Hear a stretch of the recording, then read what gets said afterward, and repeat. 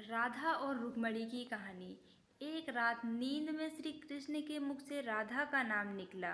निकट ही सोई रुक्मणी की नींद टूट गई। उसका चित्त अशांत हो गया। सारी रात वह करवट बदलती रही। सुबह सवेरे श्री कृष्ण की नींद खुलते ही रुक्मणी ने पूछा, प्राणनाथ, ऐसा क्या है राधा में जो सोते जागते हर घड़ी आप राधा का नाम जपते हैं? श्री कृष्ण मुस्कुराए, बोले, जानना चाहती हो प्रिय? रुक्मणी ने हामी भरी। एक परीक्षा देनी होगी तुम्हें, कहो तैयार हो? श्री कृष्ण ने पूछा। रुक्मणी तैयार हो गई। श्री कृष्ण रुक्मणी को लेकर यमुना तट की ओर चल पड़े। राधा को भी संदेश भिजवा दिया गया।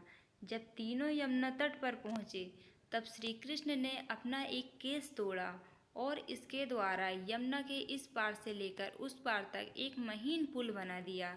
इसके बाद श्री कृष्ण ने यमुना से 2 मटकी भरी, एक मटकी रुक्मणी को दी, एक राधा को, और बोले, मेरे प्रेम का स्मरण करते हुए मटकी पुल के पार पहुंचाइएगा। रुक्मणी मटकी लेकर पुल पर चलने लगी। कुछ दूर चलने के बाद जब उसने पुल की दूसरी ओर देखा तो सशंकित हो गई।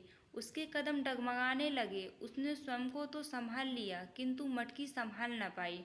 वह किसी तरह पुल तो पार कर गई पर मटकी यमुना में गिर गई। जब राधा की बारी आई तो मटकी लेकर बड़ी सहजता से वो पुल पार कर गई। यह देख रुक्मणी चकित हुई। उसने राधा से पूछा, बहन, ऐसा क्या है तुम्हारे प्रेम में जो मटकी लेकर यमुना पार कर गई? राधा ने उत्तर दिया, बहन, मैंने कहाँ यमुना पार किया, प्रिय के द्वारा मेरे हाथों में दी मटकी ने ही मुझे पार पहुँचाया। रुक्मणी को राधा के प्रेम की अथाह गहराई का भान हो गया। समर्पण प्रेम का मूल्य है। जहाँ समर्पण है वहाँ विश्वास है। शंका के कोई चिन्ह नहीं। राधा का श्री कृष्ण के प्रति पूर्ण समर्पण भाव था। शंका लेश मात्र भी न थी। विश्वास था कि प्रिय ने हाथ में मटकी दी है तो पार भी पहुँचाएंगे।